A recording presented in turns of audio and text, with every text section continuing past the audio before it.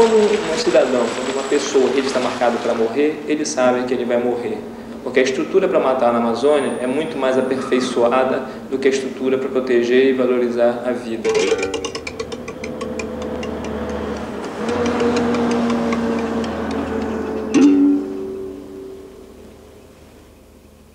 Tanta dor, tanto sofrimento,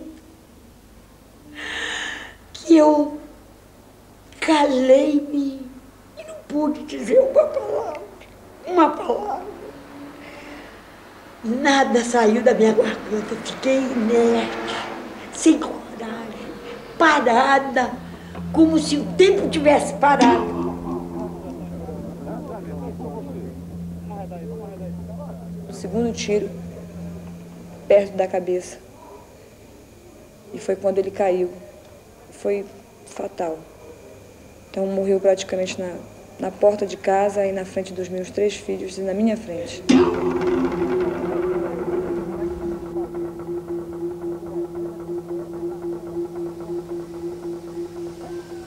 Aí quando foi o dia da iluminação, ele vinha de volta já do cemitério para casa e o cara estava escondido. Quando ele se aproximou, o cara atirou ele. Aí foi fatal, ele morreu na mesma hora.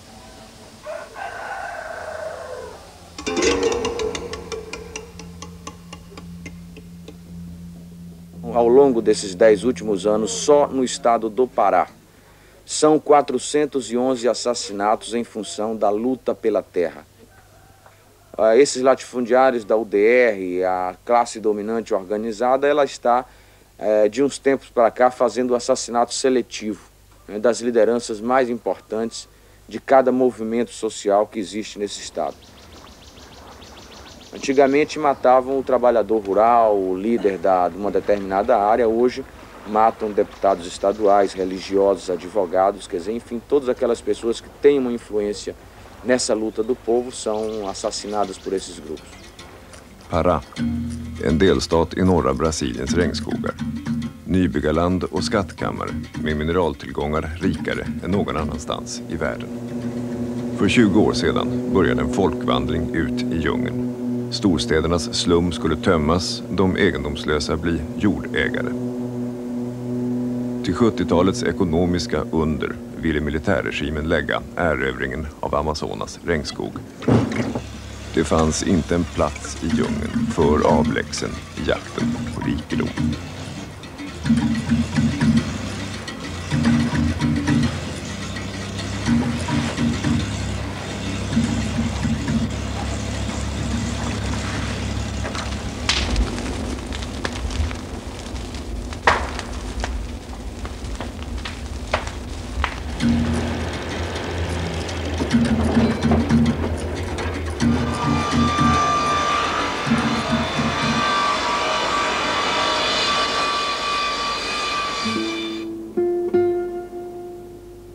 Vad som gäller för hela Brasilien är också sant i Nybyggarland.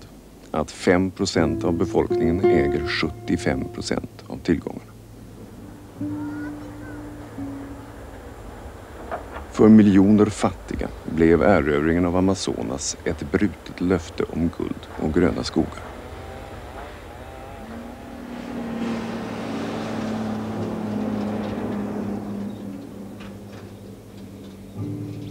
I kampen om jorden har tusentals människor mördats, för pistolkulan är djungelns lag.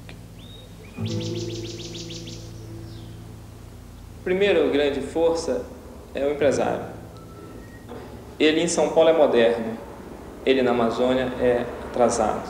Ele em São Paulo resolve os seus problemas dentro da lei. Ele na Amazônia, ele resolve os seus problemas recorrendo a jagunços, a pistoleiros. A Volkswagen em São Paulo, ela é uma empresa moderna. A Volkswagen, que atuou na Amazônia até o ano passado, ela usava trabalho escravo, ela usava jagunço, ela usava intermediário. Se para cá vem a tecnologia de ponta para produzir alumínio, para extrair minério de ferro, para extrair cassiterita, tem que vir o mínimo da dignidade do padrão dessas sociedades que vêm explorar a Amazônia. E não vai existir um padrão aceitável na Amazônia enquanto o homem for menos importante do que bicho, do que floresta. O homem tem que ser mais importante. Vid Amazonflodens utlopp brer staden Belém ut sig. En gång var den handelsporten till djungeln. Nu är den en miljonstad med växtverk. Djungelns lag når också in bland höghus och lyxbilar.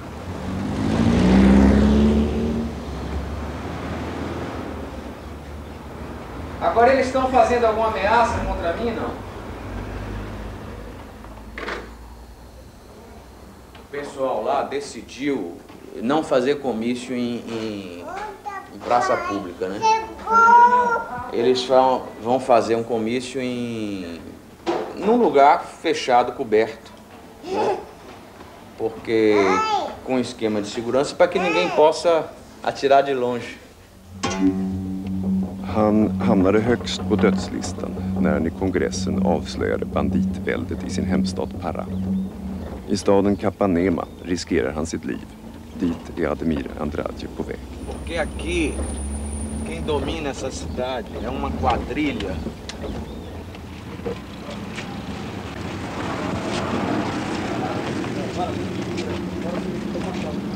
E foram eles que foram contratados pelos grandes latifundiários e pelo povo de Itaituba para matar Paulo Fonteles e João Batista. Eles uma vez foram presos. Eles passaram 60 dias na cadeia. Mas com bons advogados e com muito dinheiro, né, eles conseguiram habeas corpus e foram liberados. Eles vivem aqui, eles andam no carro com vidros fumês, vidros escuros, mas a polícia não os prende, eles têm um poder político. Aqui está a sede do crime de encomenda. Olha quantos carros eles foram, olha. Aqui está a sede dos mentores da violência desse Estado. Nós, companheiros, com surpresa, chegamos aqui e estamos realizando o maior comício da campanha política da cidade de Capanema. Presidente, Brasil, urgente! Podem fazer o que quiserem contra qualquer um de nós. Nós vamos achar altura, é claro. Podem eliminar alguns de nós, mas jamais eliminarão nossas ideias. Bom, eu acho que a nossa vida é uma vida que está sujeita a isso a qualquer momento, a qualquer hora. Quer dizer, eu acho que a gente não pode temer, não tem o direito de temer, né? E tem que arriscar mesmo, porque se não tiver isso, não muda nada. Quer dizer, nós temos que estimular o povo a criar essa coragem.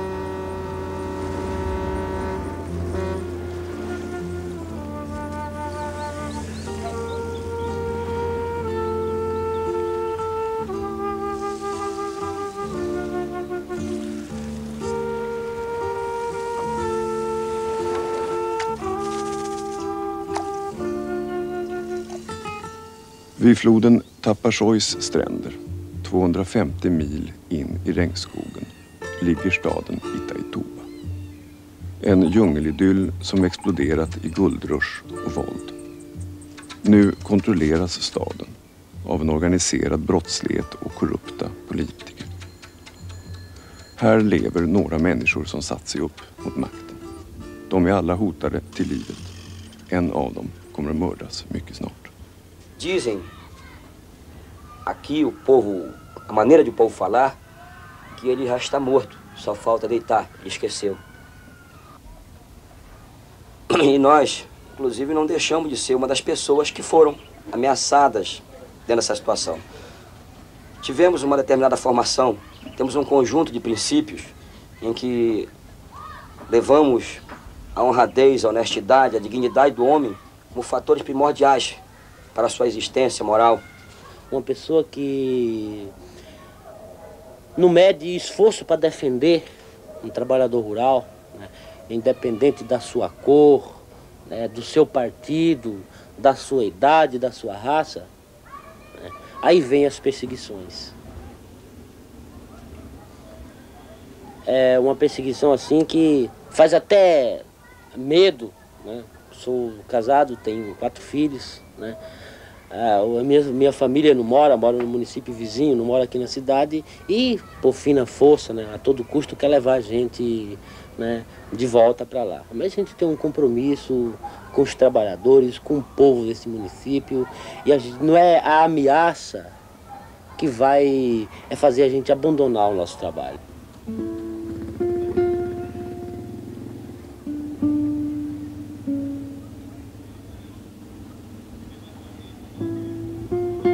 Existem tantas famílias aqui morando em casa de aluguéis, sem ter um teto para morar.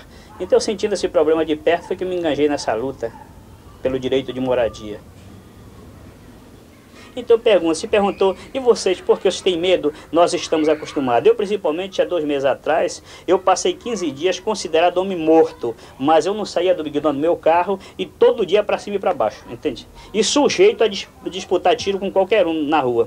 Estaria melhor, estaria mais tranquilo, dormindo a sono solto, sem medo. Eu confesso que eu tenho medo, sabe?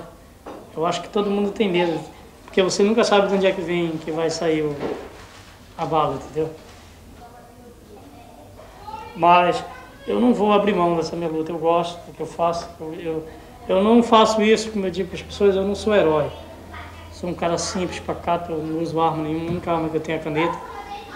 E eu sou muito realista com tudo isso aí. Eu sei que a qualquer momento eu posso ser eu.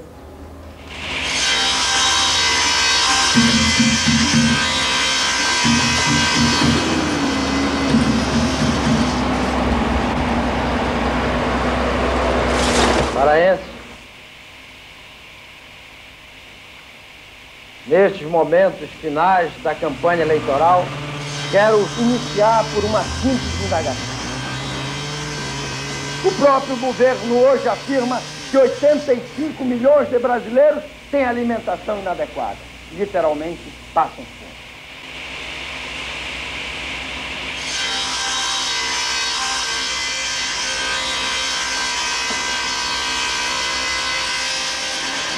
É difícil. Difícil mesmo. Trabalho só para comer. Não dá nem para te comprar nada, nem roupa, nem para a família ainda, só para comer mesmo. Situação daí.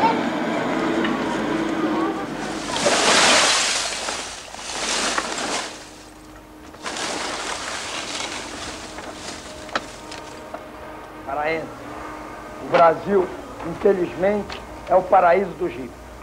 Enquanto pouco mais de 1 milhão de brasileiros têm mais renda do que 70 milhões de trabalhadores nesse país, os donos do país vivem no fausto e na riqueza mais escandalosa. É preciso, portanto, que haja uma redistribuição profunda da renda nacional, que se deem aos trabalhadores as condições mínimas de vida, que se faça um cálculo efetivo, um cálculo real. O Paulo venceu todas as causas, ganhou todas as causas que participou contra o latifúndio. E isso foi começando a desencadear no latifúndio esta raiva e este ódio contra ele. À espera de acontecer com ele o que aconteceu. Dia 11, eu estava entrando no hospital, devia ser umas 10 horas da manhã, quando o telefone toca. Minha secretária atende e diz: doutor, é para o senhor. E eu tive ali um pressentimento. Quando peguei o fone, me disseram: o Paulo acabou de ser morto, assassinado. E ali encerrava-se a vida. Pensavam que encerravam a vida do Paulo. Mas como o próprio Paulo disse, tiram a minha vida, mas não tiram as ideias minhas.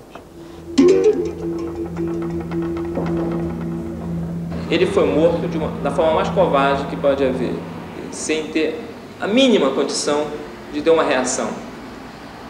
E eu me disse, isso não pode acontecer. Uma pessoa não pode ser morta assim. Então eu me dediquei, não apenas como um amigo do Paulo Fonteles, mas como um jornalista e um cidadão, durante 3 meses, uma investigação completa de quem era a pessoa que tinha matado e quem era a pessoa que mandou matar. Depois de 3 meses, eu acho que eu era a pessoa mais bem informada sobre o crime, mais do que a polícia, porque o jornalismo tem essa vantagem. Ele, como ele não é coativo, ele consegue as informações muito mais do que a polícia, se a pessoa sabe investigar. E eu, quando tinha a história mais correta, mais detalhada, mais rica sobre a morte do Paulo Fonteles, eu simplesmente não tinha onde publicar essa história, porque envolvia alguns personagens de maior influência e os jornais não queriam publicar, a grande imprensa não queria publicar. Então eu tinha toda a história, só não tinha onde publicar. Eu sou uma pessoa que já tive ameaçada de morte, e às vezes que eu tive contatos com meus amigos durante esses períodos de ameaça, esses amigos diziam: mas tu andas vivo, tu continuas vivo. Essa brincadeira é um estímulo indireto e não intencional a que os pistoleiros vão em frente e matem.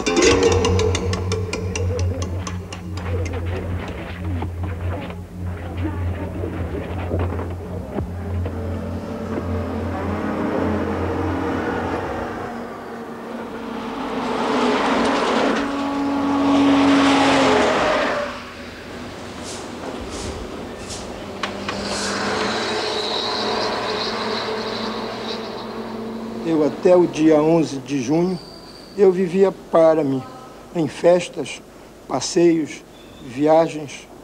Como você sabe, sou dono de um hospital. Tenho, inclusive, também uma fazenda, onde planto seringueira. Então, eu fazia parte dessa classe que domina, que explora. Mas, miseravelmente, eu tive que sentir na própria pele o que a classe dominante faz quando ela se sente prejudicada. Tive que ver meu irmão morto, assassinado com três balas na cabeça, que era a parte do corpo dele que mais valia para o povo, era a cabeça dele.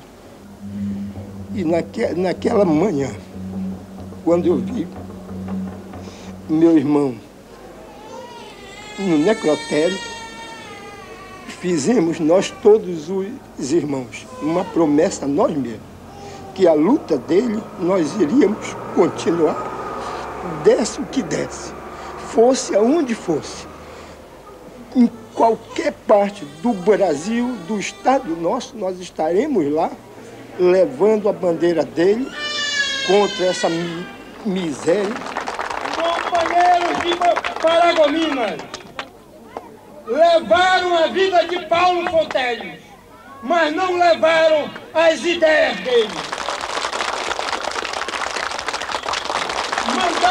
Matar Paulo, João Batista, Canuto, Belezinho, Gringo, Salvadorzinho e tantos outros. Porque cada um que morre levanta mais de 1000 na defesa das liberdades, na defesa da reforma agrária.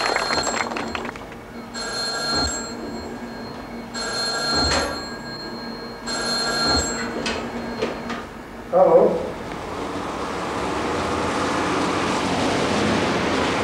O telefone toca, eu atendo, são ameaças de morte, dizendo que eu vou morrer no final do mês, que eu vou morrer no outro mês. Isso não mete mais o medo. Eu acho que nós já nos acostumamos tanto que isso já não mete mais medo.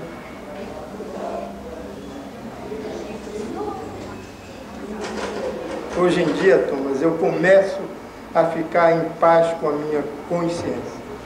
Começo a pagar a dívida que eu tenho com o povo pobre da minha terra. A partir do momento da morte do Paulo, eu resolvi que todos os pacientes pobres que viessem para cá, para o São Marcos, seriam operados aqui e que não pagariam absolutamente nada. Eu compensaria o pagamento deles para o hospital com a minha parte. Então, eu hoje em dia, há mais ou menos 2 anos e meio, que eu não tiro um tostão daqui do São Marcos. Durante toda a formação profissional minha, a minha mente foi feita para salvar, para que eu possa expor as ideias minhas, ter que, infelizmente, usar uma arma no bolso. Isso agride, me agride profundamente o meu ser.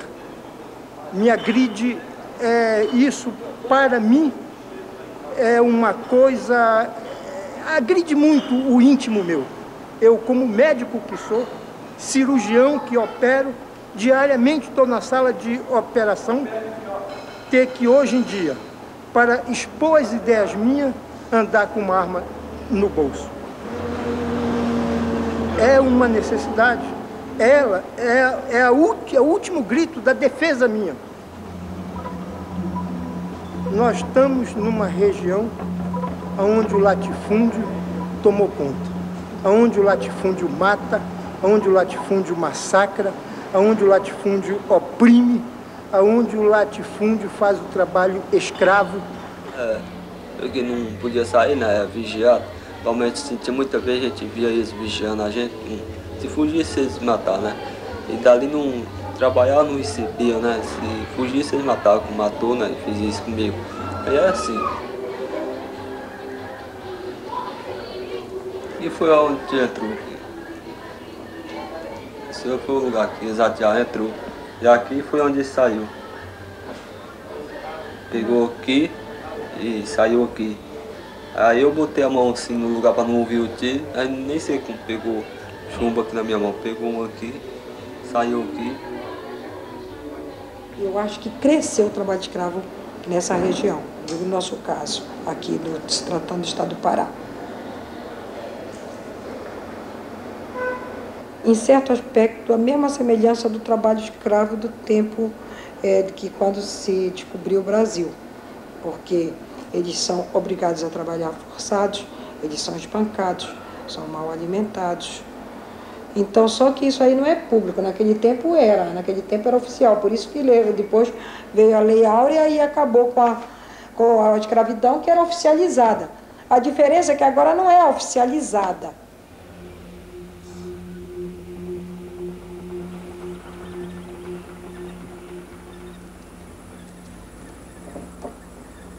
Comecei dia 14, nós fugimos. Quando nós ia saindo da mata, o Chico e mais 3 pistoleiros cercou nós. Eles mandaram nós pôr a bolsa no chão, nós pôs. Aí quando o meu amigo foi botando a bolsa no chão, embarrou um pouquinho. Aí fez vendo de correr. Eles atearam no pescoço dele, aí ele caiu.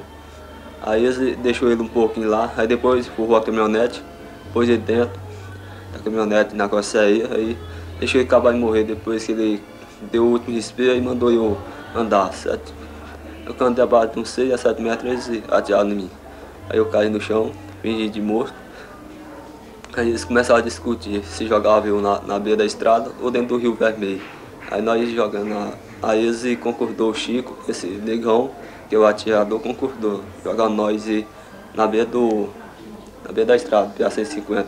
Aí eles chegaram em mim, pegaram no meu braço, outro no outro, saiu arrastando. Aí pôs na caminhonete, aí rolou o praxe por cima assim para ninguém ver. Aí fazia a manobra na caminhonete e socou pro lado da estrada. Aí chegou lá, eles pegaram meu amigo primeiro, jogou, aí depois ele pegou nas minhas 2 pernas, no meu pescoço, no meu cabelo, que estava grandão, mais maior, pegou e jogou lá em cima. Aí eu saí rolando, caí em cima do meu amigo. Aí depois que eles dirigiram a caminhonete e foi embora, eu levantei aí. Aí quando eu saí no asfalto, eu olhei e vi a Fazenda Brasil Verde, a luz. Aí eu caminhei para lá. Aí cheguei lá, entrando de portão dentro e encontrei com um guarda. Aí o guarda me levou ao gerente da fazenda. Aí o gerente da fazenda mandou um motorista dele, mais 3 me pegar e me deixar lá na fazenda. Me deixar na Xingual, na cidade, vizinha com a minha. Aí eu cheguei lá, eu fui já para a delegacia. Aí eu contei um pouco da história e falei que eu não podia contar muito, estava machucado demais.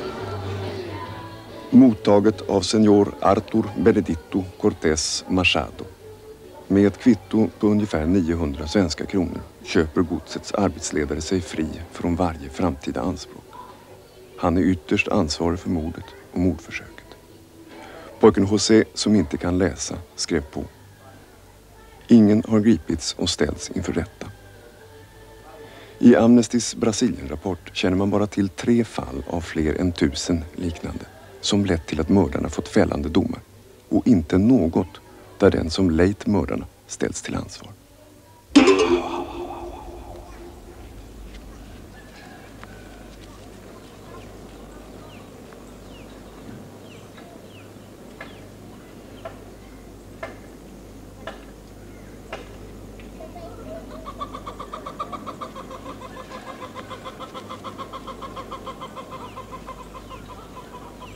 Existe uma massa muito grande de trabalhadores rurais que não tem nada, nem para sustentar a sua família. E essas pessoas, esses trabalhadores rurais, muito pobres, miseráveis, eles são obrigados a ocupar a terra.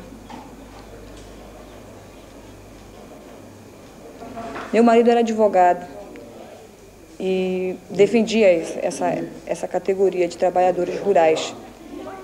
Apoiou as ocupações de terra. E ele, então, passou a angariar o ódio dos latifundiários e dessas empresas. E foi então que ele, depois de receber várias ameaças de morte, telefonemas anônimos, vários atentados mortais, foi que no dia 6 de dezembro do ano passado, em 88, eles conseguiram o que eles queriam.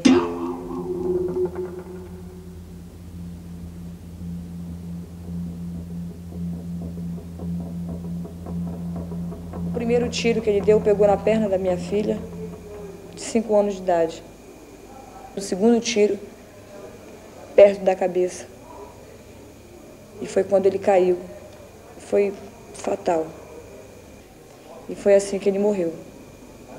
Então, hoje fazem 10 meses e a polícia e a justiça do nosso país até agora não deu nenhum tipo de resposta. Aliás, todos os crimes de trabalhadores rurais, de lideranças sindicais, de advogados ligados a esse problema da terra, que aconteceram em circunstâncias iguais, parecidas, nunca foi resolvido. No início da tarde, o cortejo fúnebre chegou aqui ao cemitério de Santa Isabel. E a pedido de familiares e amigos, tanto de João Batista quanto do ex-deputado Paulo Fonteles, assassinado em junho do ano passado, João Batista foi sepultado ao lado de Paulo Fonteles.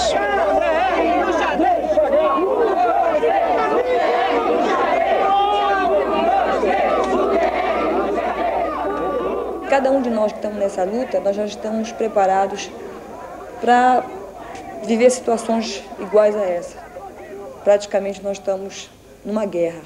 Aqui no Brasil é uma guerra civil camuflada.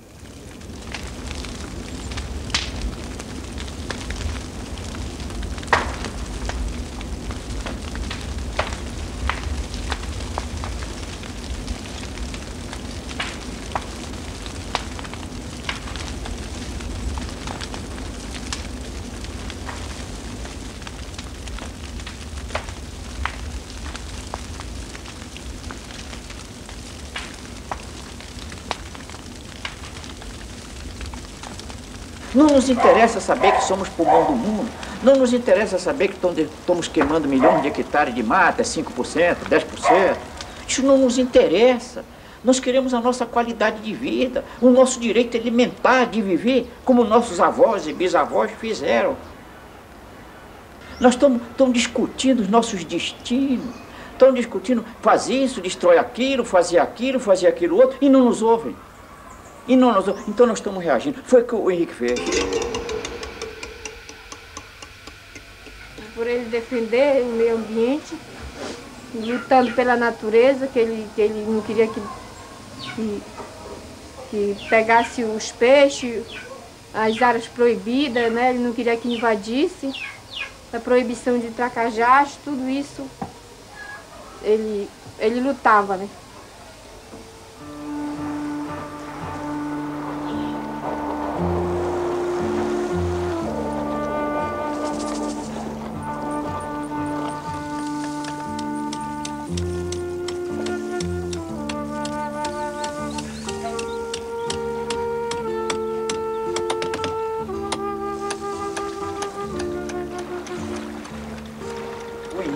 queria impedir o empobrecimento dele e da sua família, dos seus comunitários, dos seus amigos, dos seus parentes. Ele queria impedir o saque, verdadeiro saque, quer do pescado, quer da madeira, quer da mata, quer do minério, quer das outras coisas que não tinham lá ainda, que era o minério, mas estava sendo saqueado o seu alimento, a sua comida, roubado, é saque, é roubo. E agora passou para devastação ambiental. Mas o assassino confessou que ele foi mandado. Ele disse que era para matar a família todinha. Você não me matou primeiro porque podia que o finado matasse ele. Mas a vontade dele era matar toda a família. O pagamento era de 2 vezes. Cada um dava uma res com cria, sabe? A viúva do Henrique deixou 6 filhos menores e um aguardando o nascimento. Esta senhora ficou tão revoltada que tocou fogo na casa dela e foi procurar os pais em Santarém.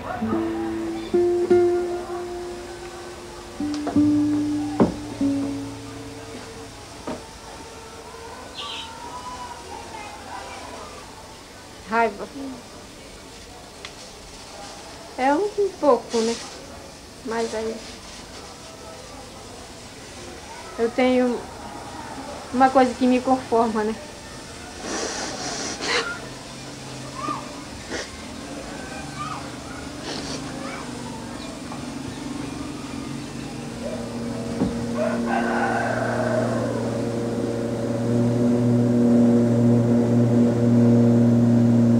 Vai para final 23, baixou para voo, Juliette Braviana, que livre de Arpaz, observa. Vamos para final.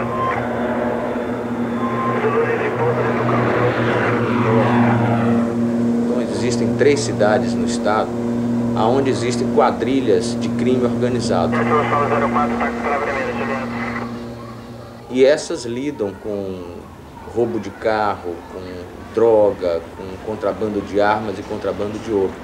Todo mundo sabe quem são essas pessoas, o Pará inteiro sabe quem são essas pessoas, né? O governo, a polícia, todo mundo sabe, mas não se faz nada contra eles, porque eles têm um poder econômico razoável e têm uma participação no processo político, né? Till Itaituba kommer guldet från jorden. En del går den lagliga vägen över statens uppköpare, men det mesta går helt andra vägar. I statistiken över medelinkomst ligger staden högst, fast ingenstans i Brasilien äger så få så mycket.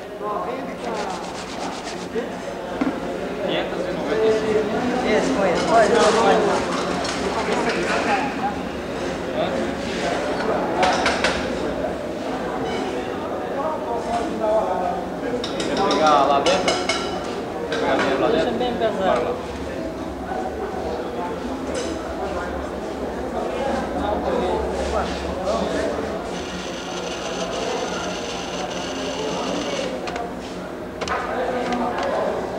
$17.509.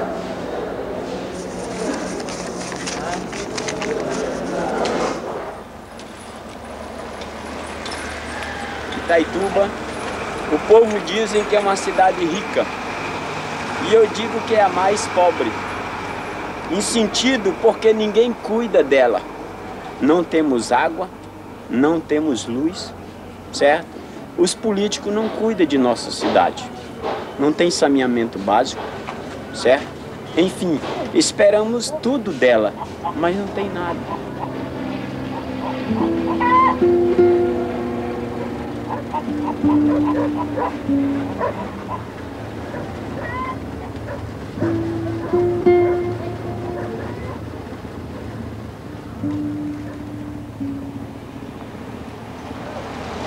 O nível de criminalidade em Itaituba é uma coisa impressionante. Então, nesta área, com 350 mil habitantes apenas, são assassinados cerca de 60 pessoas por mês. Uma média de 2 crimes por dia, Muitos desses crimes com barbaridade, quer dizer, as pessoas depois de assassinadas são queimadas ou são envisceradas, são decepadas, né? São crimes assim com muita perversidade. E as atrocidades eram imensas. Nesse mês de junho, só dentro da cidade, quer dizer, dentro de uma povoação de 130 mil habitantes aproximadamente, só no mês de junho tinham sido assassinados 40 pessoas. Então nós trouxemos isso a público, levantamos isso em todos os jornais de Belém, em jornais a nível nacional, levamos ao conhecimento de ministro, de todas as autoridades, e é mesmo que nada. Han krävde handling, men inget hände. I 2 timmar talade riksdagsman Ademir Andrade i parlamentet och la fram dokument efter dokument om banditväldet i Pará. Han avslöjar organiserad brottslighet, han nämnde mördare vid namn. Mas aqui todo mundo sabe quem é o criminoso. Em que o cidadão sabe e cala. Porque ver é pecado, ouvir é castigo e falar está morto. Então isso é uma situação em que cada um de nós vivemos nessa cidade. E aqueles que tentam se opor são, logo de saída, os marcados para morrer. Então, uma pessoa que tem, a princípio, não acreditava no que nós falávamos. Ele mesmo não acreditava, não levava a sério.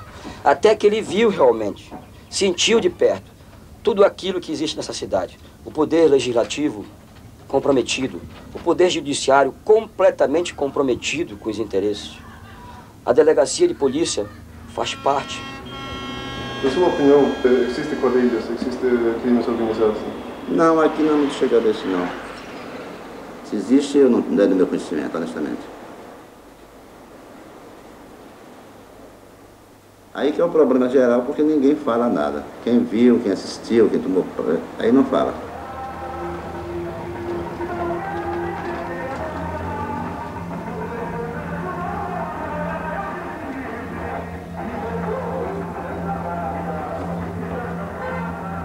Eu sou um dos donos da funerária aqui de Itaituba, né? Existem 3 funerárias aqui em Itaituba. O negócio é muito bom, né?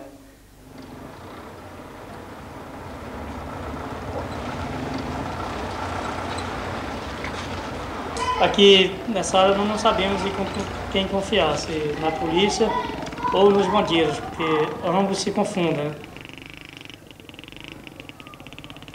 Eu tenho uma ligação muito grande com os policiais, porque eu sou repórter policial, mas eu não confio neles, sabe? Não confio neles. A polícia, como está pregada no momento, não tem condições de encarar com igualdade de condições um crime organizado. Não dá para enfrentar, não dá para enfrentar. Quando a cidade está calma, como está agora, parece-me que essa semana, estamos já no meio da semana, não houve nenhum crime ainda aqui. Não houve nenhum crime. Sim, logo ao lado aqui, né? Plena luz do dia, 2 horas da tarde, um senhor foi assassinado aí do lado, o outro saiu muito ferido.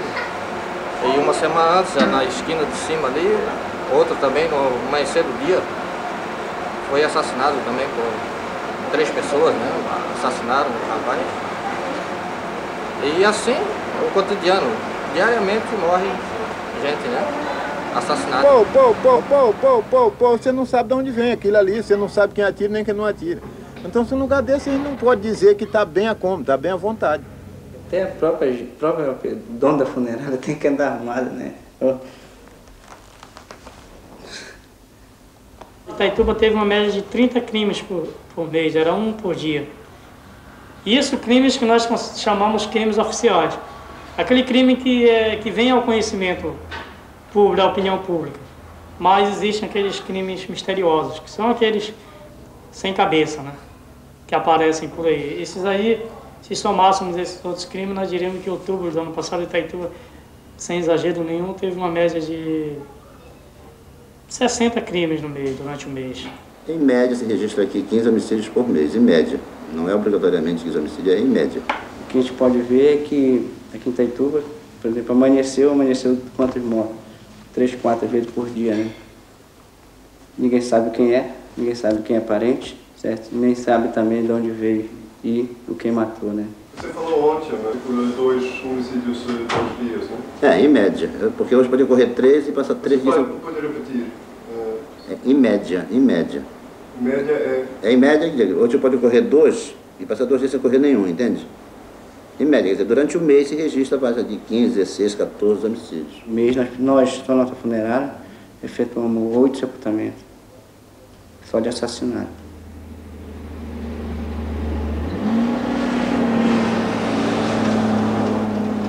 Agora, fora as outras funerárias, né? Que nós fomos no cemitério, fizemos levantamento, tudo deu muito mais de 15, né? Agora, eu não sei dizer porque ele não falou a quantidade, né? Não é uma soma precisa, não é uma total precisa, é um aproximado. E ele não deu o número adequado, né? O número exato. Porque todos os casos de assassinato ele é passado na delegacia, né? Exatamente. Você tem medo? Tenho.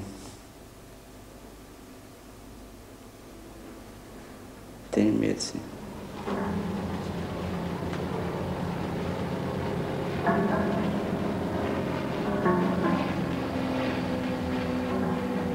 Aqui é uma cidade sem lei.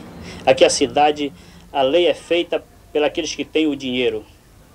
A lei dá direito de causa a quem tem o poder aquisitivo, a quem pode comprar a juíza, a quem pode comprar o delegado, a quem pode pagar um pistoleiro para matar qualquer pessoa que ele faça, que seja indiferente.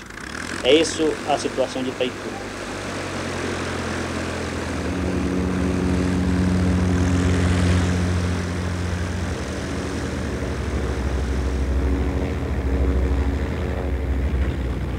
Não tem outro no mundo que se compare com o aeroporto de Itaituba. Sou o administrador do aeroporto desde janeiro. Inclusive desse aeroporto aqui, que é o maior em movimento de aeronaves, praticamente monomotores do mundo. Eu, quando vim para cá em 79, eu fui diretamente para a zona de garimpo. Lá comecei a trabalhar como peão dentro do garimpo.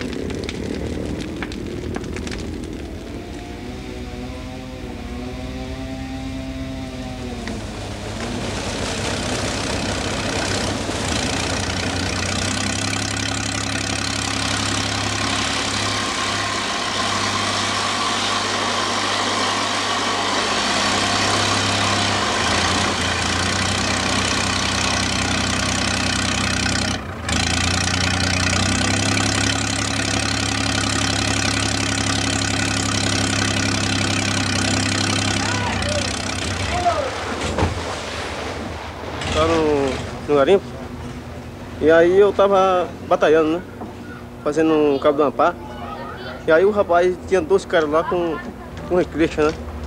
Aí eu não ouvi as queixas dele, né? E aí eu também fazendo cabo da pá aqui, acabou na pá, né? E aí quando eu assuntei, só por tiro. Aí pegou neles, né? Pegou neles, no rapaz, aí pegou em mim, aí me embaleou. Aí eu fui caí no chão, né? Aí disse, vai lá, mamãe. Aí caí no chão, certo? Caí no chão, aí os homens da correram ainda para me juntar. Mas aí o que atirou, correu, né? Correu e eu fiquei lá louco lá, sem parente aderente. Aí nem me juntaram.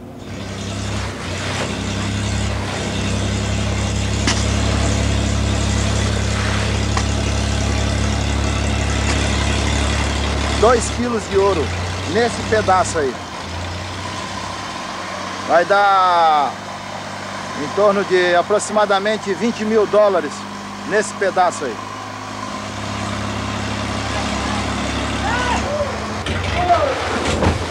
Eu tenho medo. Tenho medo mesmo, não vou mentir, né? Tenho medo é o seguinte, porque daqui a pouco eu tenho que enfrentar minha batalha para poder espiar o produto que ganha, né?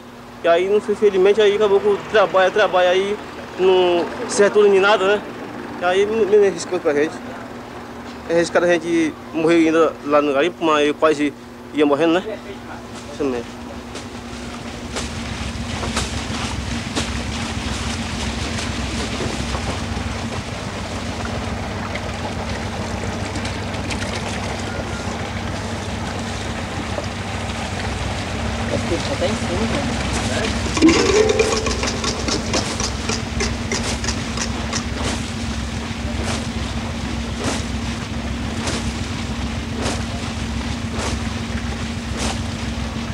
uma pessoa chegar e matar outra, o dono do serviço não vai ficar zangado, não é com aquele que matou, não. Aquele que morreu se acabou, aquele que ficou continua trabalhando no serviço para frente. Então, isso é uma religião, uma região que a gente não pode acreditar em ninguém, nem pode confiar em ninguém.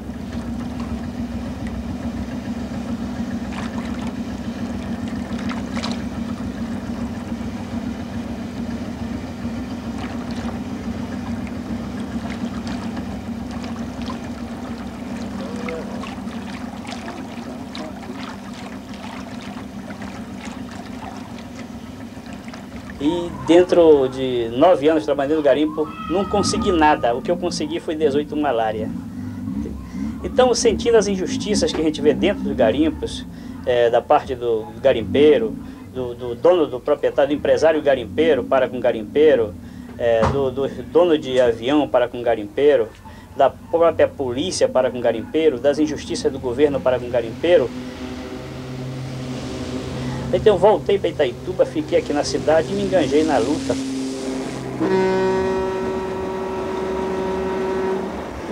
Procurando lutar em favor das pessoas menos esclarecidas, das pessoas menos beneficiadas de conhecimento, de causa, que é esse garimpeiro, o herói da nossa região aqui.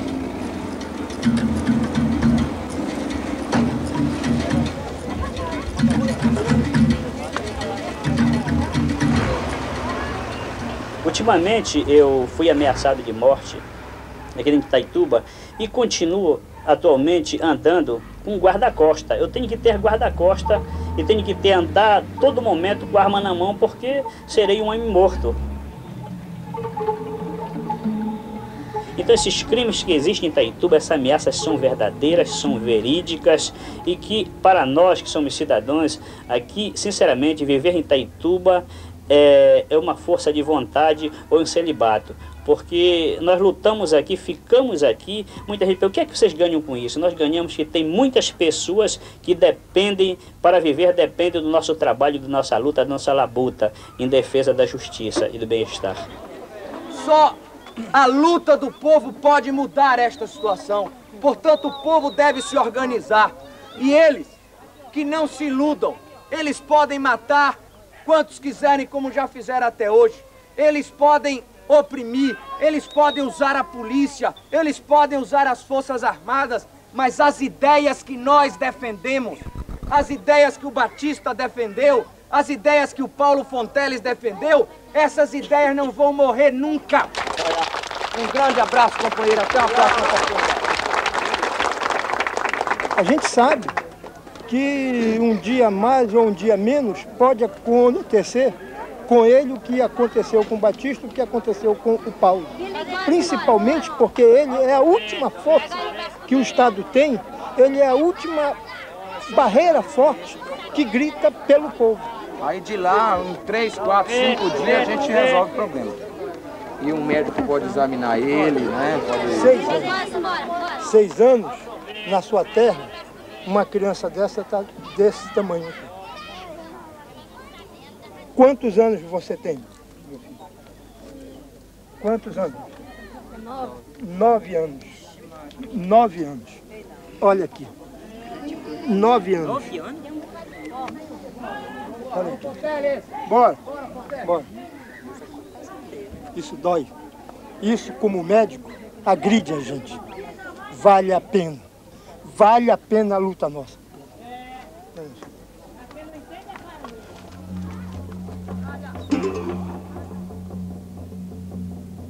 Pela morte do deputado João Carlos Batista, eu recebi uma carta na minha casa, praticamente anônima. Não anônima porque dava o nome de uma pessoa fictícia que não existia, entende? Dizendo quem eram os autores da morte do deputado João Carlos Batista.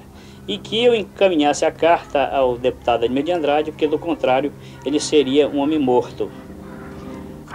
E nessa carta relatava que era seu Vilane Freire, que era seu Mané, que era o Arquimedes Mesquita, que era Chicão, que era Galego, vários vereadores, que geralmente são vereadores, que eram os mandantes da morte do deputado João Carlos Batista. Morte do deputado João Carlos Batista. E na carta vinha o meu nome, como eu endereçava a carta ao deputado Ademir de Andrade, entende que do contrário seria homem morto. de que eu mandasse a carta para ele. Entende? Por causa disso eu fui ameaçado, fiquei seriamente ameaçado. E não só por causa disso.